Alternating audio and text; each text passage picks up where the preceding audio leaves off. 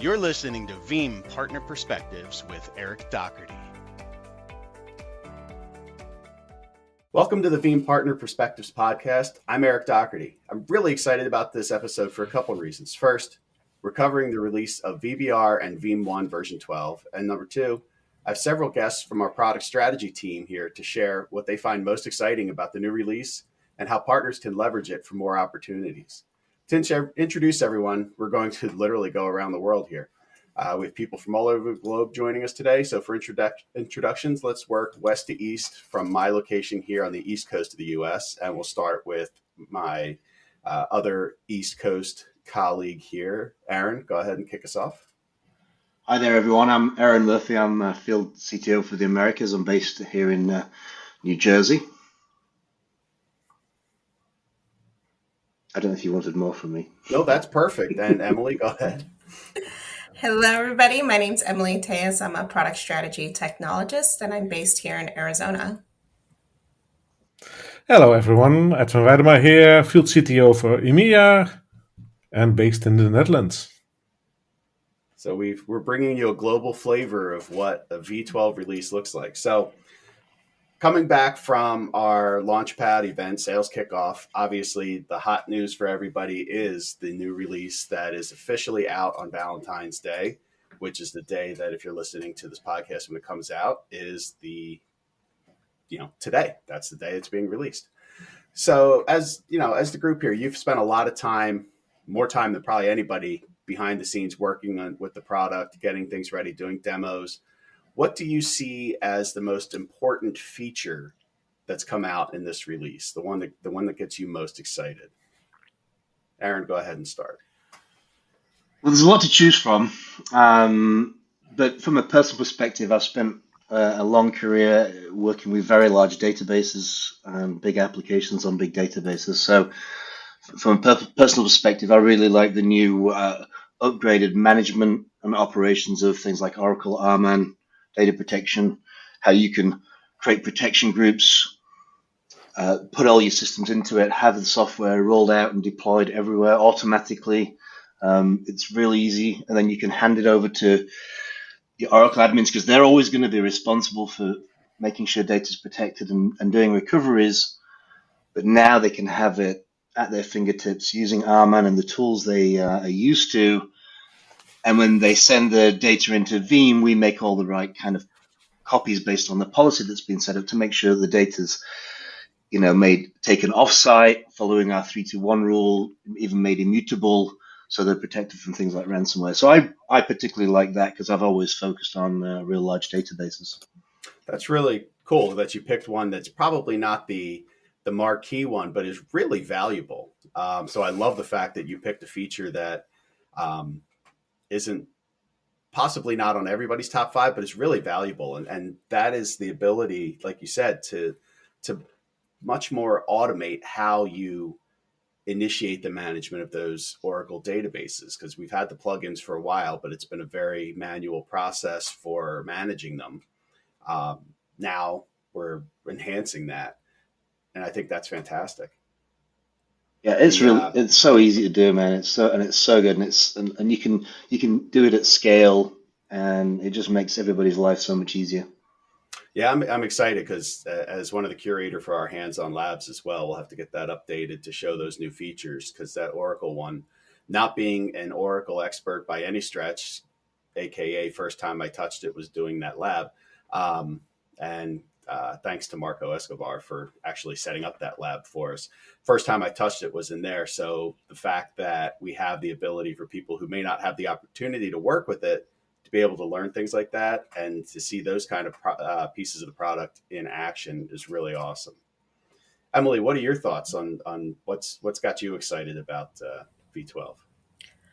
Well, there's 524, I believe, new features and enhancements that were added into version 12 last time I checked. I know we're going to be showcasing probably about the top 5 or so with the V12 launch, but I think everybody's top 1, especially previously when I came from a pre-sales SE role, was the direct to object. So everybody wanting to be able to take their backups, write those directly to an S3 provider of their choice, whether that's going to be on-prem or within a public cloud. I think that's probably one that we see a lot of customers are just definitely waiting to get their hands on. Now, I'm a little indifferent on it because I see the need as far as why you would want to send your backups directly to Object, but I also have seen the other side of things where, Object isn't going to be the best fit for a lot of workloads, especially when we start talking about SLAs and RTOs and RPOs. What does it look like for you to recover, especially if you're now having to pull all that data back down from Object? So it is one thing that I'm going to still try to caution customers on as well, is to, hey, make sure you've tested this right after you go through your restore process, because the last thing you want to do is find out during a DR event, it's going to take you, 2 weeks for you to recover this data because you didn't test the download speeds from your object storage bucket, which I have seen customers do in the past. That have suffered from 2-week outages just due to the fact that they didn't have enough bandwidth to pull that data back down. So, but besides that, if everything else checks out, object storage, I think, is probably the number one feature that most customers are looking and can't wait to get their hands on. And you brought up a great point, and I think it's something important for partners to remember as well, is that it's not a one-stop solution. Having this direct to object is awesome, but they still have a lot of responsibility as the partner and the architect who's designing these solutions to make sure that just because it's available doesn't mean you use it, that you are probably going to have to still do some testing and some design work to make sure it's the right solution. But then again, that's also the beauty of our product, is being software driven. Pick the storage that makes the most sense for your scenario. Maybe some of your generic backups go there perfectly.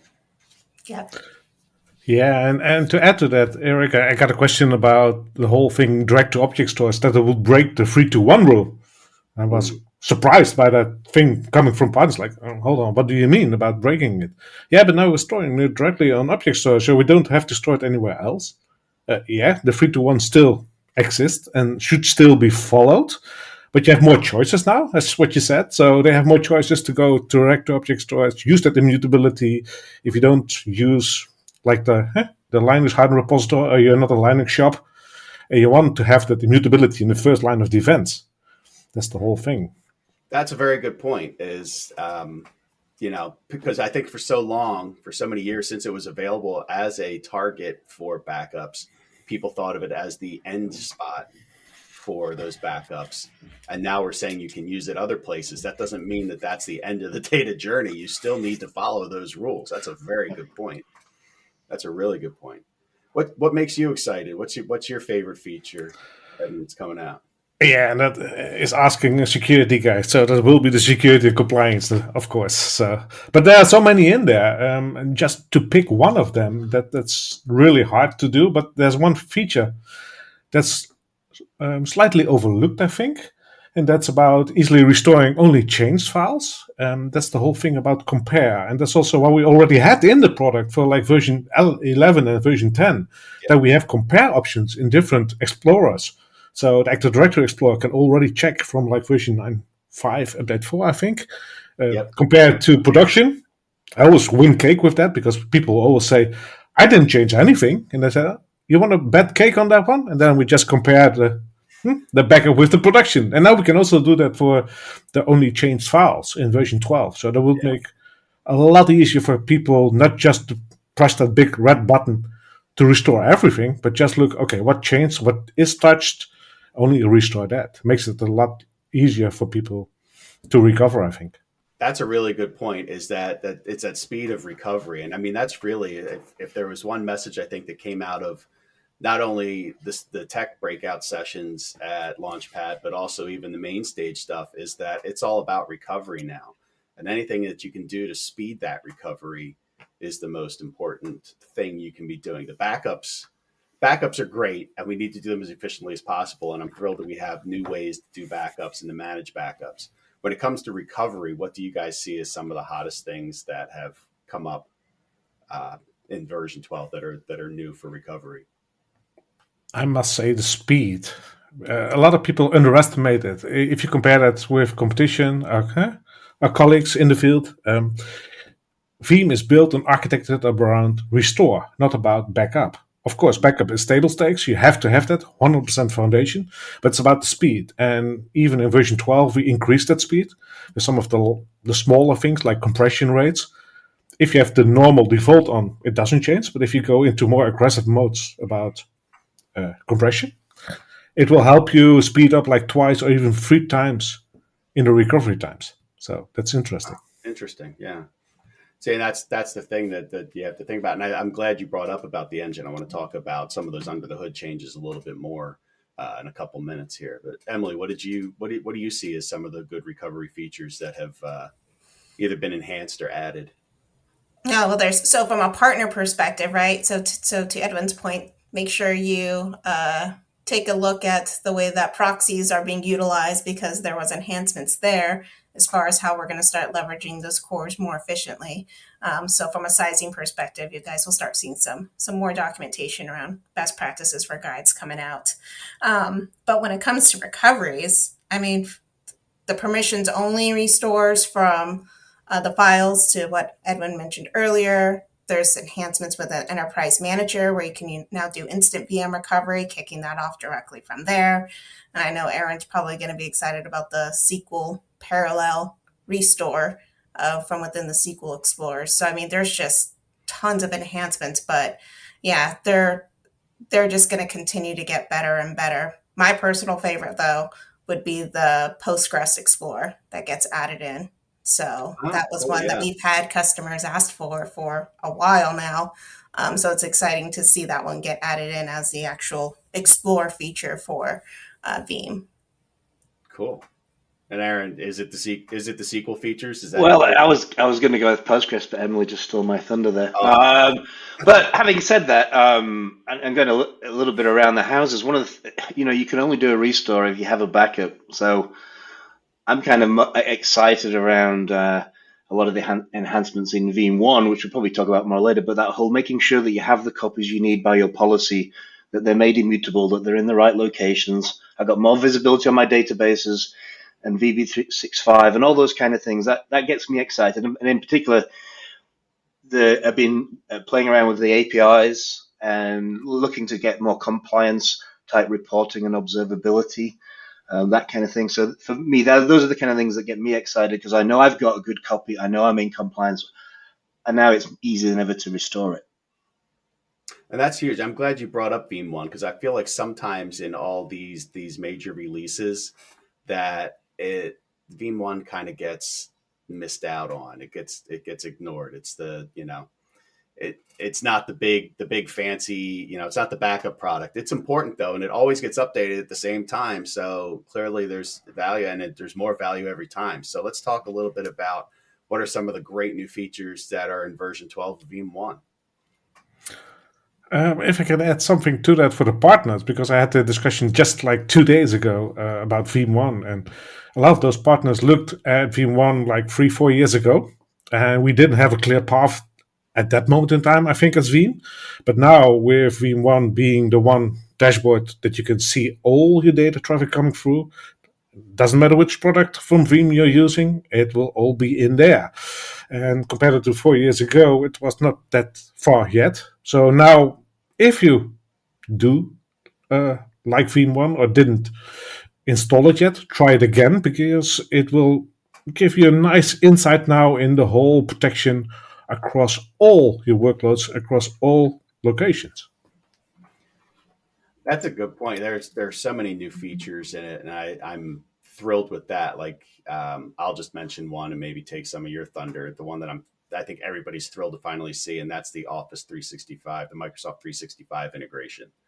That's one that I know that has been asked about from my partners and customers out there for a while. So, seeing that coming, and number one, something that partners and customers need to recognize too is their feedback on asking for things like that lead to them getting into products. I don't think that people realize how much we listen to feedback to decide what's going to be in the next version of the product. What's the now that I hopefully didn't take your thunder, Emily, what do you see in VeeamONE? What's the enhancement that you've seen that really brought it forward. Because I agree, it's become so much more robust. I've been with Veeam for 4 years, worked with it prior. To see how this product alone has developed and become something that is, gone from an option to a necessity, in my opinion, has been great. Yeah. Yeah, no, absolutely. I mean, and so in previous life, right, I came from a partner side too. I was with one of our corporate resellers before joining Veeam. And so I've been here for about 8 years now. And one of the things that I used to do was always point our partners to using VeeamONE to help them perform health checks or just to gather information on their customer's environment, right? Because it was such an easy tool for them just to grab from their website, leverage a trial key, plug in. They can pull in all the information from vCenter. They can pull in all the information from Hyper-V, and they can easily see, okay, these are the amount of workloads that you guys have. These are ones that haven't been fully destroyed and that are still leveraging CPU and RAM resources, right? And they could really use that to kind of help them with cleaning up a customer's environment and getting a better understanding of it all. And then to Edwin's point, right, it just makes it even better with being able to add those additional workloads into it. So M365, I think, is everybody's favorite just because we're starting to see so much more get added in there. And if you're a partner that's managing multiple M365 environments for customers, right, being able to see between those M365 servers or being able to see how much repository consumption they're using on a daily basis, those are all going to be really, really good keys for you to understand how that customer's data is going to continue to grow and what you can do to kind of supplement that as you continue to be their partner. Yeah, I agree. I think it's something, and I've promoted it many times as a discovery tool to partners. And I think that people need to realize just how valuable that is. Again, with that trial key, you could literally install it, take your customer to lunch and have some data immediately, or put it in there for a few weeks and get even more. But you can immediately start to show results literally by just taking a couple hours for it to run, right, and turn that into real results that help you to design the right solution for them. Yeah, and let's not forget, right? So as we talk about Veeam Backup and Replication, we talk about VeeamONE. My product that I support directly is Veeam Recovery Orchestrator, and Veeam Recovery Orchestrator is using both of those tools fully embedded into the software. So we use VeeamONE to collect data on the environment, so we know where our recovery locations are going to be. We know how our virtual machines are set up in production and assigning those SLAs. So as those products start to roll out and become more feature rich, just think of all the additional capabilities that get added on with Veeam Recovery Orchestrator, being your full one-stop shop when it comes to disaster recovery orchestration and having a full disaster recovery plan built in place. And that is one of my favorite products that we have, and it should be our partner's favorite product because I think it's the number one product that leads to more consulting services because of all the planning and everything that needs to go into creating that recovery scenario. So I'm hoping this is the year, especially the way we bundled things in a new way, which you'll see more about on the release day event if you haven't heard about it already, of how we're bundling the products to make it even easier for customers to consume Orchestrator. All right, Aaron, which SQL feature of VeeamONE is your favorite? Oh, I was sat here thinking I could probably talk for the next 30 minutes. I'm a bit of a database guy, as I mentioned. So the first thing I did with VeeamONE for 12 was go in and have a look at the database. How many extra data views were there? It's nearly double what there was in 11 before that, which means there's a whole bunch more things put into it. There's more in the APIs that you can get out. So I think that's pretty exciting for the sort of things that customers want to do when they want to integrate their reporting with other products. I mean, but out of the box, there are nice simple reports like enhanced the immutability, sort of assessment where you can see all your workloads, all your restore points, their immutability status. You can have that full green light to say whatever happens to my data, whatever disaster happens, I'm in a good state here, and I've got something I can restore for. But there's a another feature in there that when I was looking into it that I was really excited was, which is the full security audit log of VeeamONE pushing into the Windows event log, so that I can take that and I can use that for other things to get better alerting, better information about what's been going on in my environment as people are using the product. Oh wow, that is huge, because again, going back to security, auditing and tracking who's doing what is critical. Even what's doing what when it comes to server talking to server. The more of that information you can collect, the happier Edwin is. Yeah, you make me happy then. But yeah, that's one thing that's a real small gem that's been hidden in there. That's the jobs calendar in VeeamONE. You will see all the jobs there, but there's something that's not being highlighted. There's a purple bar on top of it. And the more bright it is, and the more deep the color is, the more intense those jobs are being hammered at that moment in time in that time slot. So if you go to the different time slots and you see that there's a white one, you can start a new job in that particular time slot instead of cramping everything at one a night to start. So that makes it easier for people, especially administrators doing the backups, finding a time slot where it's the right time slot to start the backups. That view, the job calendar view, as soon as some have seen that, they will fall in love. Especially on February the 14th, so they will fall in love. That's a great feature. So if you're looking at it and it's white or like a light pastel lavender, you could probably do more jobs at that time. If it's a deep, dark violet, then maybe you want to pick another time. That's a cool feature. And again, one that might take people a little time to discover without you sharing. It's almost like it's a little Easter egg in there, but that's cool. Yeah, we have hidden so many Easter eggs. That's what we also had in previous products. Using the arrow keys left and right, going through the history of some statistics in VBR. And still people don't know about it. And so, it could be a much faster way for them to peruse that information. And they're sitting there dealing with scrolly mice and everything still. That's cool. That's really cool. And that's the thing. You could probably do a whole video session just on hidden ways to make your VeeamONE experience faster and easier. Not that you don't have enough videos and things to put together yourselves right now, but let me just throw more ideas at you. Always a good thing to have more ideas. Absolutely. So we talked a little bit about the engine changes that are making recovery times faster, especially when it comes to object. What other under the hood things that aren't necessarily like those big bright features that get all the press? What are the ones that under the hood that you think are making this a great release? Emily, go ahead.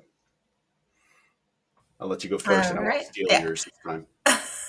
I'm going to name all of them. I'm just kidding.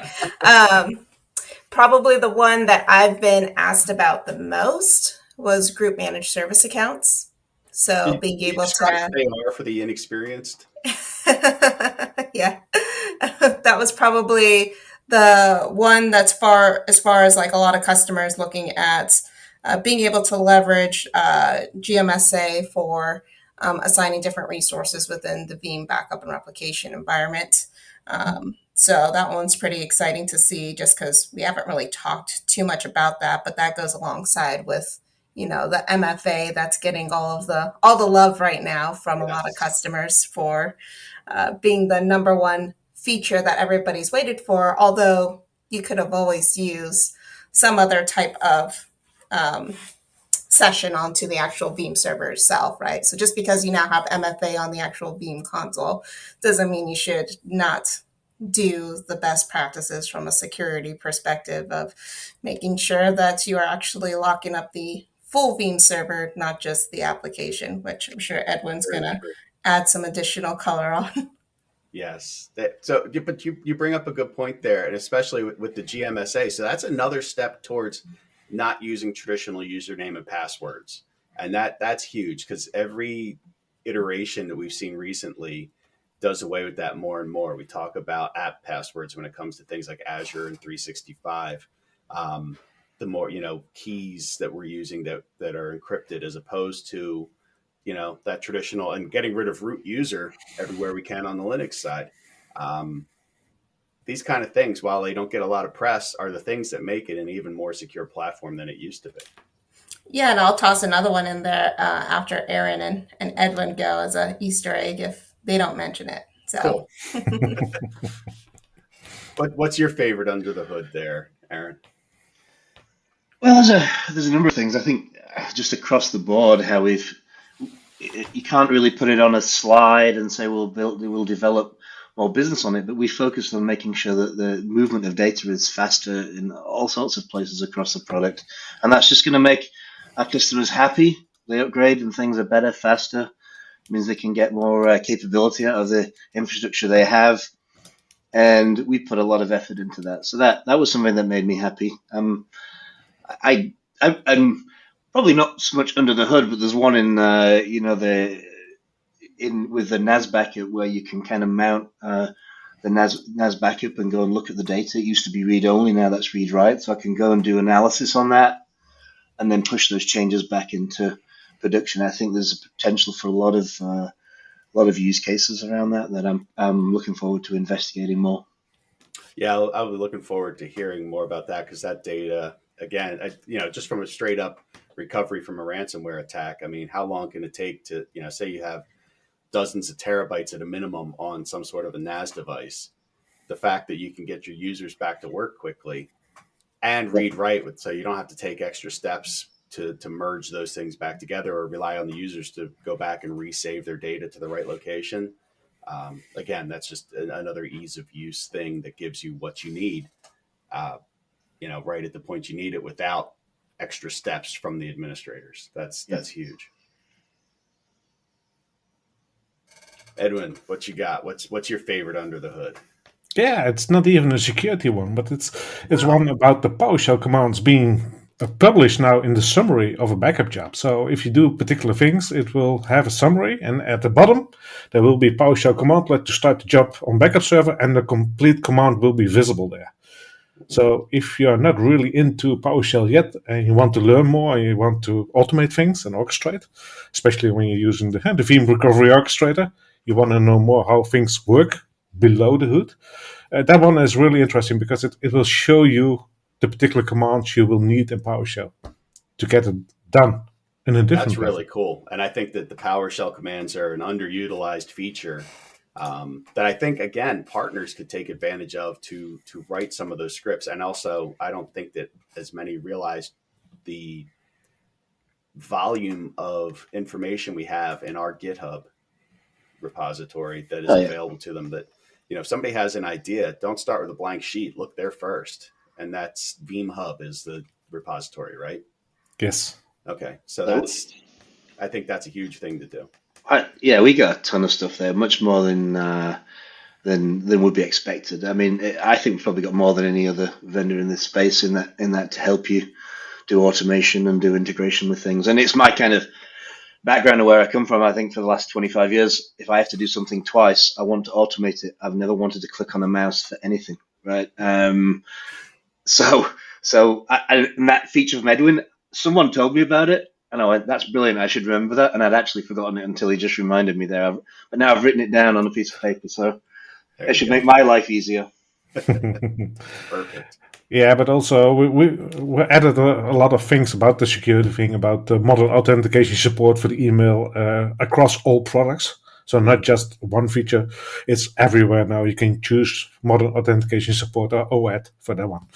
So yeah, there are so many, and Emily was already mentioning 542, if I recall correctly, new features in there. So the What's New document should be huge, still not out, will be available at general availability. So going to be a nice reading there. Let's see how much is mentioned and how much we should find out ourselves.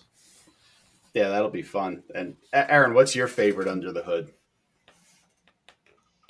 I think I just gave you a lot of my favorite under the hood. I mean, there's I talked about performance across the board, but there was. I also come from being the old man with a grey beard. I come from I started out doing backups to tape, and tape is still a real good location for a lot of customers to store data for a long time. It's not using power.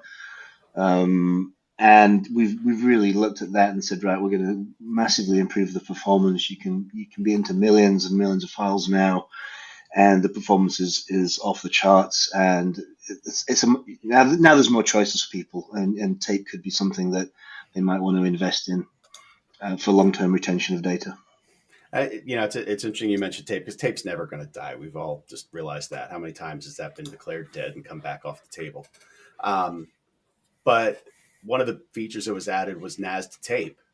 And when I first heard it, my first thought was, well, didn't we write all this to get away from direct to tape? Because that's what NDMP was. But the big thing to remember is that we're bringing the features of what we do in our NAS backup to a direct to tape scenario for those that just need to get it archived out there right away and don't have disk that they want to park it to.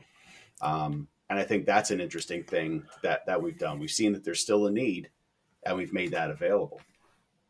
Yeah, that's true. I've built a lot of those robotic streets in the past. Then I dismantled them all. Now we're introducing them again, but the usage has changed. So the use case is different. In the past, it was for long-term retention. Now it's for the first backup. How silly that sounds, but it's because 7 days make it immutable. That tape has 3 characteristics. Can be immutable, can be offline, can be offsite. All in one medium. And that's the whole thing. And if you look at the ransomware costs, they are really high. And the tape handling costs, and that's why we stepped away from tape in like 10 years ago. And now it's reintroduced because the handling cost is nowhere compared to what you have to pay up for ransom and all costs associated with it. So that's a different thing. That's also why we introduced that whole NAS to tape, because you can also do NAS to disk and disk to tape by files to tape. So you only have to pay the license once. So coming from source to disk, there you pay the license. Then you can do a second copy to tape, for instance. Yep. Especially when you want to have that immutable ransomware offsite copy. That's the whole use case that's there. So make sure that people look into that one, especially when you are used to tape from the past. And I think a lot of backup admins are. Start using it again because it's kind of cheap compared to other things. And it will save your bacon there more than once. That's a good point. It's a really good point. Emily, you promised an Easter egg. Did the guys take your Easter egg? They did not. All right. They did not. So we were talking about different ways that we could leverage recoveries and kind of getting away from traditional username password, right? So one of those other features that's kind of hidden and isn't really talked about are recovery tokens for Windows agents. So that is also something that's included with that version 12 update, which, when we start talking about version 12, we forget that it encompasses so many other products, right? Yeah. So we have the Windows agents, the Linux agents, you have VeeamONE that's in there. You also have to think about all the plugins for databases. It encompasses all of that.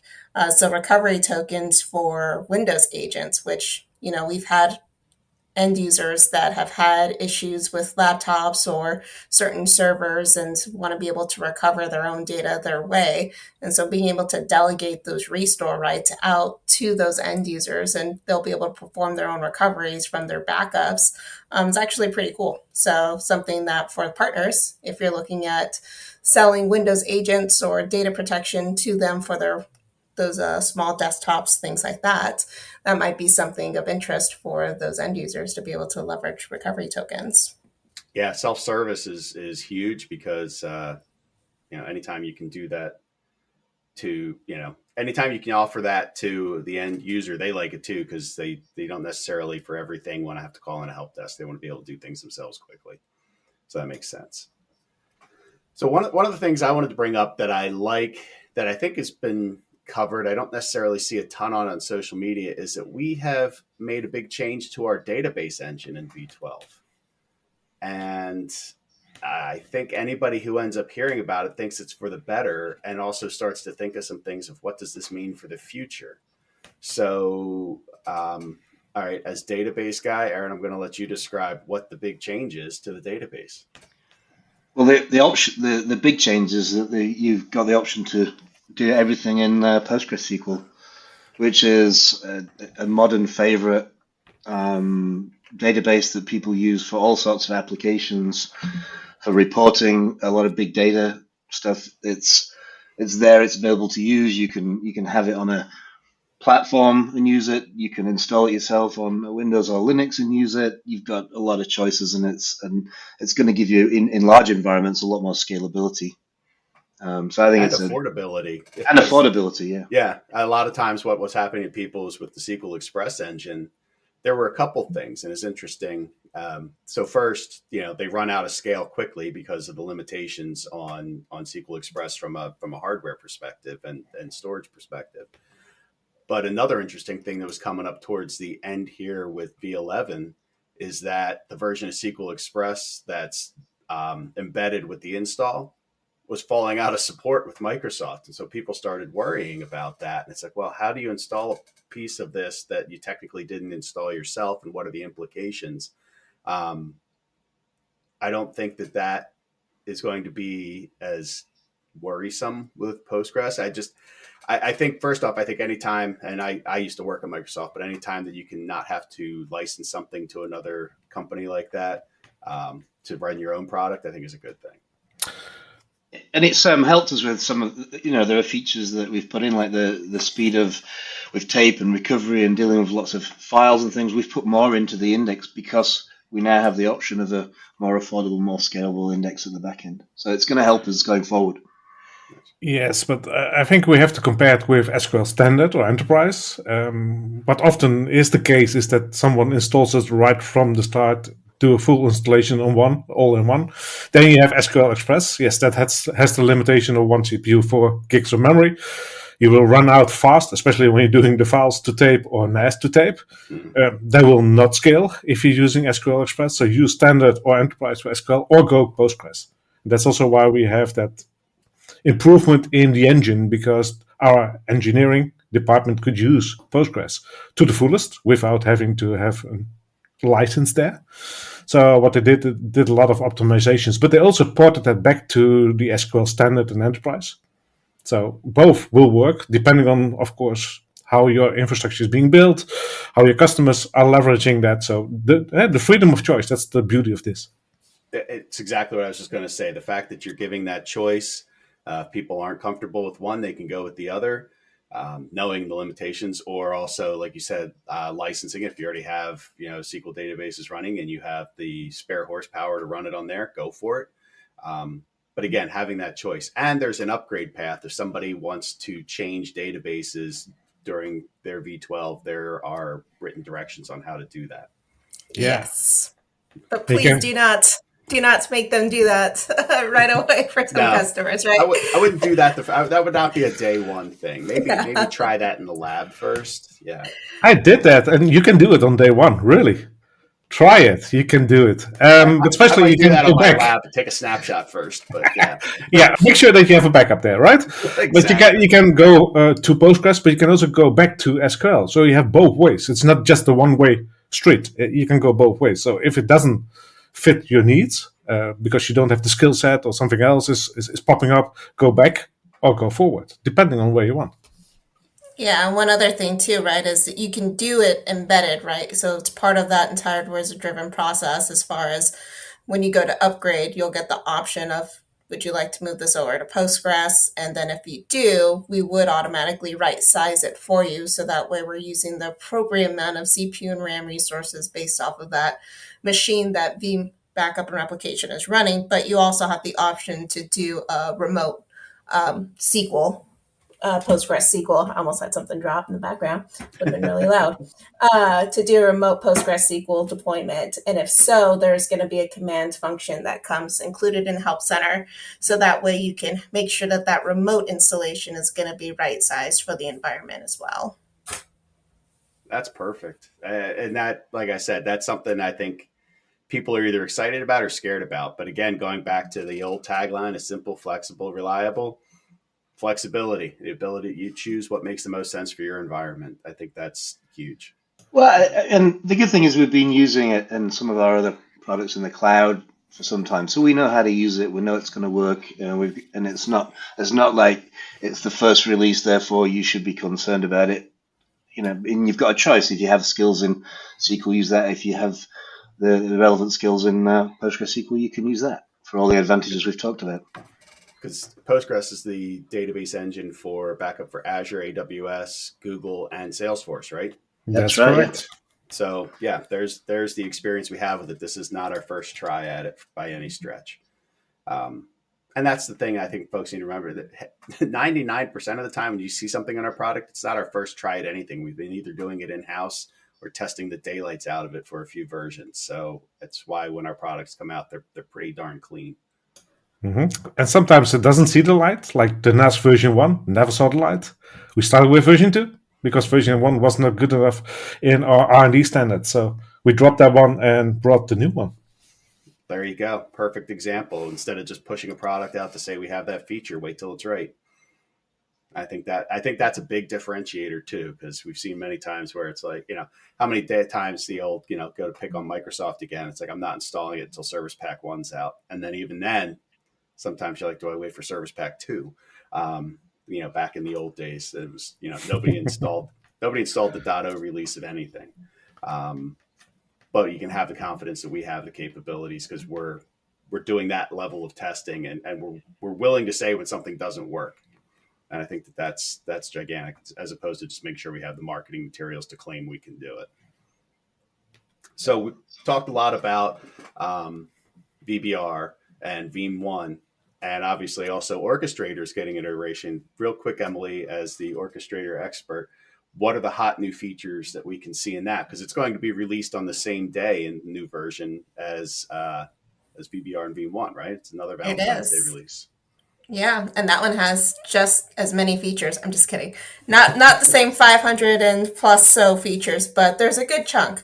And I think the interesting and what I'm probably going to coin as a term is we're making orchestrator available to all, right? It's no longer going to be you need to have a secondary site, you need to use Veeam CDP based replication or regular replication. It's no, let's start thinking about how we can leverage your backups and make those part of the recovery plans for how long is it going to take for us to get data back up and running.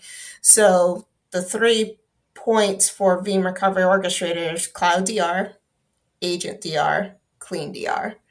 So take any backup, whether that's a vSphere backup or an agent backup, and recover that directly to Azure. So it's leveraging the direct to Azure feature in Veeam Backup and Replication. We're converting that workload on the fly, positioning up inside of your Azure environment, and giving you that peace of mind to say, if something were to happen locally on-prem, you don't have a secondary site, we can now take these backups, convert them on the fly, and you now have running workloads within Azure. Agent DR, same thing.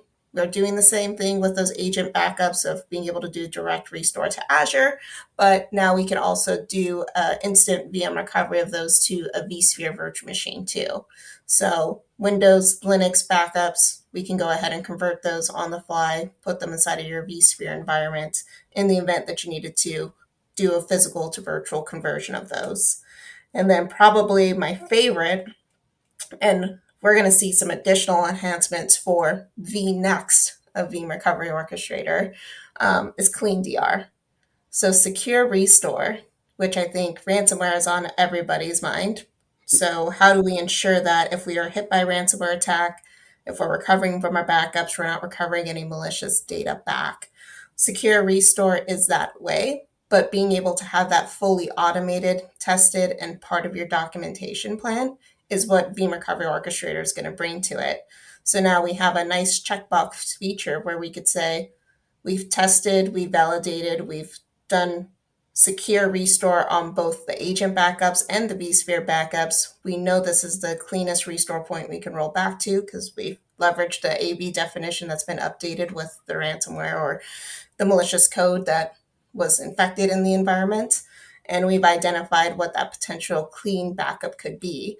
And we're able to recover that directly into whatever clean environment, whether that's going to be to Azure or back down to vSphere. So those are going to be the 3 pieces that we're going to see talked about the most when it comes to Veeam Recovery Orchestrator, but then there's a whole bunch of other enhancements in the background. But I'm most excited for that Clean DR one. That's awesome. I'm excited. I'll be in touch as the person who has to update our orchestrator hands-on lab. I will be in touch with you shortly to get these features running properly, to give people a proper hands-on lab experience here in North America, and then to share around the world. Because I think nothing teaches better than doing. So I always love to keep those up to date. Yep. Yeah, that's a good one. But let me get a myth out of the way, because we're talking about the ransomware. It's the dwell time. And a lot of partners ask that. It's like, yeah, but they have been in the system for 240 days and there's ransomware in the backups.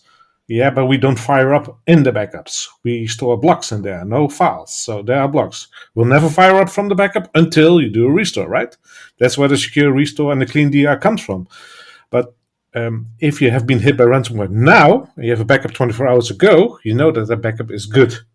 Yeah, there could be something in there, so you don't have to go back 240 days. Yeah. No, that's a very valid point. And yes, just because it's there doesn't mean it's been executed on. And you can tiptoe around it, and you're not mounting anything. That is very valid. I always use the feature because I know that a lot of products scan on backup, and I'm like, well, that's all well and good, but that just means it was good at that moment, maybe, or it's good per the AV. Don't you want to know it's good today? Yeah, and also one of those nuggets is that secure restore is in the secure backup, so you can test during the week particular high critical machines. Yes. And run them through a deep scan instead of the heuristics for like 3 seconds that they have to determine, is there something in there? No, you can take 8 hours, do a deep scan on that particular machine, and you get a report from that from the secure backup one. And that makes it a lot easier and also better to sleep at night. Yeah. Yes. Very true. And to your point, right, of recovering options. So there's nothing great. It's going to recover just fine with no issue, but there's other options as far as if you do find something, right, let's say we can recover it, but we don't connect it automatically to the network. So that way you can go ahead and do your due diligence and run any additional scans that you want to in there, or start removing any of the data that you need to. And then the other part that gets added on with Recovery Orchestrator is recovering to a quarantine network within Azure. So if you have your Azure subscription accounts, you have your production network, you could set up a quarantine network, so just a separate VNet. And you can associate that to your recovery location. So that way you could say, okay, well, we did find something and maybe we want to run some additional forensics or just analysis on this data set itself. Let's recover it to this quarantine location that sits within Azure. It's off of our production and we can run our own diagnostics there. So there's some additional steps that also come into play that will allow customers a lot more flexibility when it comes to actually talking about malware or ransomware specifically. That's great. And from, for the partners, this is a great way setting up all these environments and making sure that these quarantine networks, and especially if they're going to do recovery to Azure, to set up that. I mean, you don't just decide one day you're going to recover to Azure. There's prep work that needs to be done. Another opportunity for great, for services. I think there's so many opportunities for add-on services. It's just a matter of the partner needs to look, and again, recovery breeds services for partners. So always be thinking of that. So I appreciate everybody's time today. This was awesome. I think we got a lot of great insight that I've enjoyed it. I hope that my listeners enjoy it just as much as I have. Any parting thoughts as we wrap up here? Any last minute things to look out for? What's coming in the future?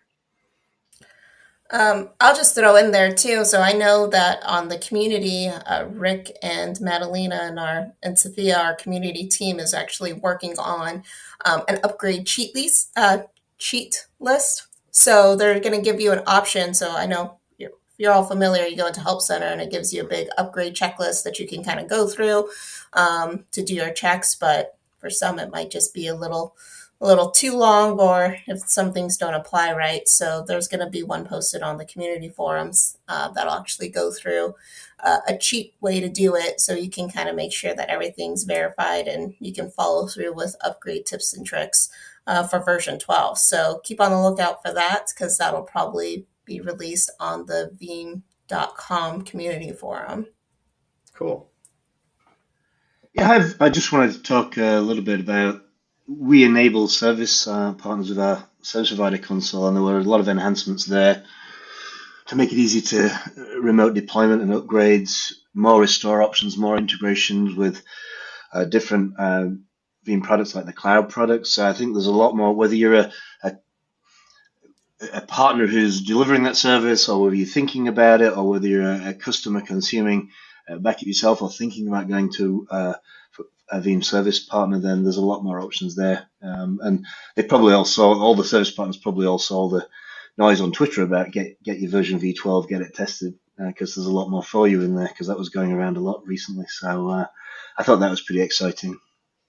That's great. Yeah, I mean, we didn't even touch on what's new for service providers, and that's a whole different topic and a whole different podcast.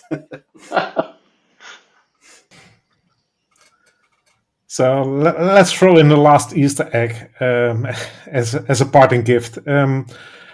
Enterprise Manager doesn't get a lot of love, right? But we all sometimes have some issues. There's some support cases that have to be opened. If you're trying to get that support bundle, that's always like a pain in the ass, right? If you now go into Enterprise Manager, go into Configuration, go to About, and then there will be a support information download support logs link that gathers all the support logs all together, all at once, and you're done. Just send that over. It makes life so much easier for services and support. That's brilliant. But yet another reason that no matter what size you are, you should install Enterprise Manager. That's awesome.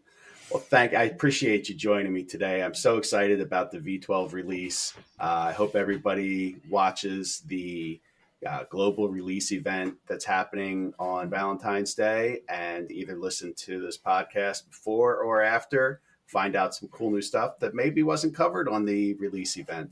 And I look forward to having each of you on in the future, because I think this was great. And I think that the listeners will really appreciate everything you've had to say. So thank you very much. This has been Veeam Partner Perspectives with Eric Doherty. Thank you for listening.